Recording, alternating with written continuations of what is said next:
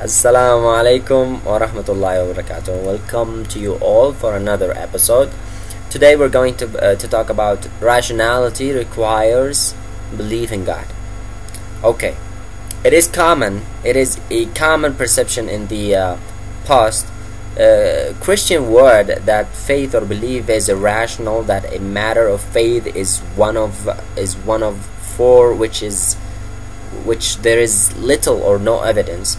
To the Muslim, this seems quite absurd.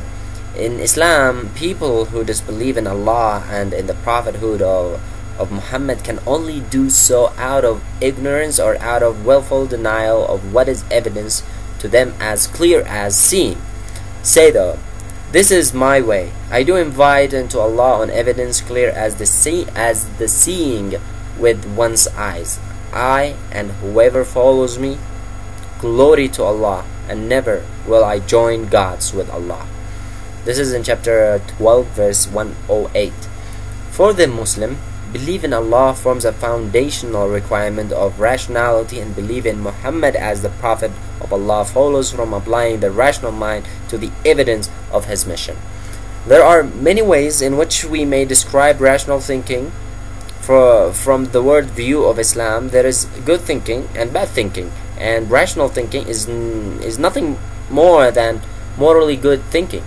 Someone who strives to do that which is right in the way he thinks, who is sincere and avoids self-deception, someone who seeks the truth, avoids biases and prejudice in his opinions, who seeks knowledge from all available sources, someone who reflects on what he sees and always looks for explanation and does not accept that things are as they are simply without any reason, someone who tries to avoid any contradictions in his understandings to things.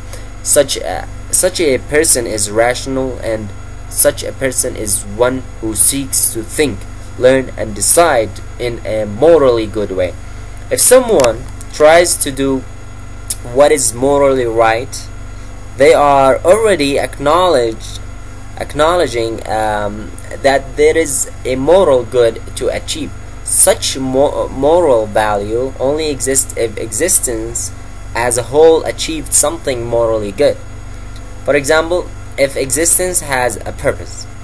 If you think that existence as a whole has no purpose and achieves nothing, then it follows that whatever you do in life achieves exactly nothing as well. Your life would contribute no value to existence. There is no moral good in doing what your own desires find good or what your family or nations finds good. The only way what you do achieves a moral good is if it achieves something towards the purpose of existence. Every good that can be achieved is either instrumental to the purpose of existence and therefore a true moral good, or it is a false good and worth nothing. The core of all value and purpose to existence is commonly known by the name Allah or God. He is the ultimate purpose to existence and the achievement of what is morally good. Equates to getting closer to Him. Allah is more than we can ever fully understand, but in order to have morally good thinking, it is essential to believe in Allah in some sense, whatever name we use for Him. It is also essential to reject as having any hold over us anything or anyone who asserts that a good can be achieved without it being instrumental to the purpose to exist. For example, without it being for the sake of Allah. Now, a person who has a moral thinking or immoral thinking acknowledges that there is no inherent value to the way they think and will see no problem in changing the criteria by which they decide to accept or reject conclusions. Whatever definition or rationality could be used, there is for such people no reason why they should accept it. If being rational by some definition leads to conclusions they do not like, then they can just change the definition.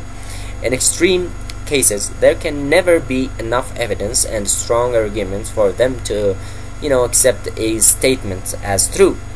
They just continually move the criteria of what constitutes for them convincing evidence and argument. Being rational means being a moral thinker. Being a moral thinker means believing in Allah. Only the irrational disbelieve. To understand more about moral thinking, please read from the book called Islam for the Western Mind. You'll find it on the web, or try to get this book. Now, for today, this is enough. Inshallah, we're going to talk about different issues for another next episode. See you then. Assalamu alaikum wa rahmatullahi wa barakatuh.